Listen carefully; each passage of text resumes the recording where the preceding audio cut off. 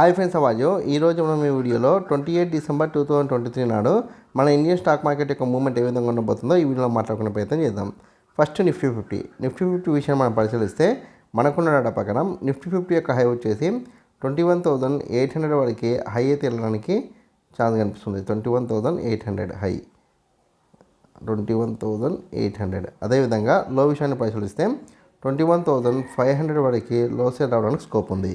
కాబట్టి మీరు 28 డిసెంబర్ 2023 నాడు నిఫ్టీ 50ని బేస్ చేసుకొని ఈక్విటీ మార్కెట్లో ట్రేడ్ చేసినా సరే లేదా ఆప్షన్ ట్రేడింగ్ చేసినా సరే ఖచ్చితంగా ఈ 2 నెంబర్స్ని దృష్టిలో ఉంచుకునే ప్రయత్నం చేయండి. హై వచ్చేసి 21,800, లో వచ్చేసి 21,500. ఈ 2 నెంబర్స్ మధ్యనే మనకి నిఫ్టీ 50 మూవ్మెంట్ ఇవ్వడానికి ఛాన్స్ ఉంది.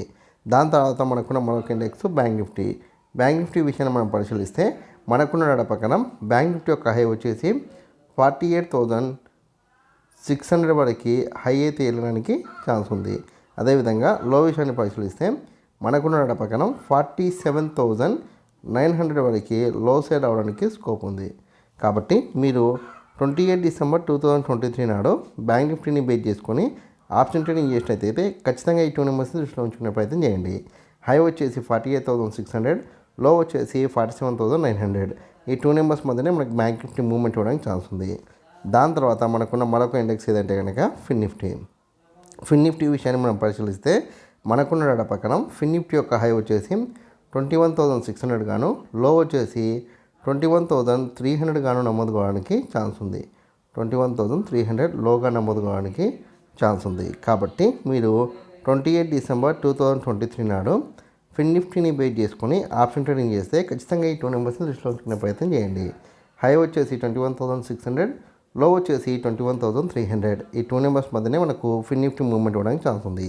దాని తర్వాత మీ అందరికి వచ్చే కామెంట్ ఒకటి ఏంటంటే ఓవరాల్గా 28 డిసెంబర్ 2023 నాడు మన ఇండియన్ స్టాక్ మార్కెట్ యొక్క మూవ్మెంట్ ఎలా ఉండొచ్చు అన్న డౌట్ మీకు రావచ్చు. అయితే మనకున్న డేటా ప్రకారం నిఫ్టీ 50 కావచ్చు, బ్యాంక్ నిఫ్టీ కావచ్చు, ఫిన్ నిఫ్టీ కావచ్చు, ఈ 3 ఇండెక్స్లు గ్యాప్ అప్ అయినా ఓపెన్ కావచ్చు, లేదా హెవీ గ్యాప్ అప్ ద్వారా ఓపెన్ కావచ్చు, లేదా గ్యాప్ డౌన్ ద్వారా కూడా ఓపెన్ కావచ్చు. అయితే ఇక్కడ మీకు మార్కెట్ గ్యాప్ అప్తో ఓపెన్ అయితే మీకు 9:30 వరకు CE10లో కొనసాగి దాని తర్వాత మెల్లమెల్లగా సైడ్ వేస్తూ ఉంటూ మ్యాక్సిమం మార్కెట్ 1:30 తర్వాత మళ్ళీ CEలోకి వెళ్ళడానికి ఛాన్స్ ఉంది. అలా కాకుండా హెవీ గ్యాప్ అప్తో మార్కెట్ ఓపెన్ అయితే మీకు 9:45 వరకు CE10లో ఉండి దాని తర్వాత మెల్లమెల్లగా సైడ్ వేస్తూ ఉంటూ మీకు కుదిరితే 2:30 తర్వాత మార్కెట్ CEలోకి వెళ్ళొచ్చు, లేదా ఫాలో అవ్వడానికి కూడా ఛాన్స్ ఉంది. అలా కాకుండా మార్కెట్ గ్యాప్ డౌన్లో ఓపెన్ అయితే కనుక మీకు 9:30, 9:45 వరకు ఫాలో అయ్యి దాని తర్వాత మెల్లమెల్లగా అప్ సైడ్ వస్తూ మీకు 12:30 తర్వాత అప్ సైడ్ వెళ్ళడానికి ఛాన్స్ ఉంది. ఓవరాల్గా చూస్తే కనుక మీకు 28 డిసెంబర్ రోజు మార్కెట్ హెవీ గ్యాప్ అప్తో ఓపెన్ అయితేనే మార్కెట్ ఫాలో అవ్వడానికి ఛాన్స్ ఉంది. నార్మల్ గ్యాప్ అప్ అయినా లేదా గ్యాప్ డౌన్ అయినా మ్యాక్సిమం మనకు బుల్లిష్ కొనసాగడానికి ఛాన్స్ అయితే ఎక్కువగా ఉంది. సో రేపు మార్కెట్ ఓపెన్ అయిన దాన్ని బట్టి మీరు ట్రేడ్ చేసే ప్రయత్నం చేయండి. నేను బుల్లిష్ రిఫర్ చేసిన కాబట్టి మీరు ఆప్షన్ ట్రేడింగ్లో బాగా CE తీసుకుంటే నేను ఇచ్చిన హై బ్రేక్ అయిన తర్వాత కూడా ట్రైలింగ్ స్టాప్ లాస్తో వెయిట్ చేస్తూ మంచి ప్రాఫిట్ తీసుకోవచ్చు. ఒకవేళ మీకు మార్కెట్ పడిపోతుంది అనుకోని PE తీసుకుంటే కనుక నేను ఇచ్చిన లోకి దగ్గరలో లేదా నేను ఇచ్చిన లో బ్రేక్ అయిన వెంబడే ఎక్సిట్ అయ్యే ప్రయత్నం చేయండి.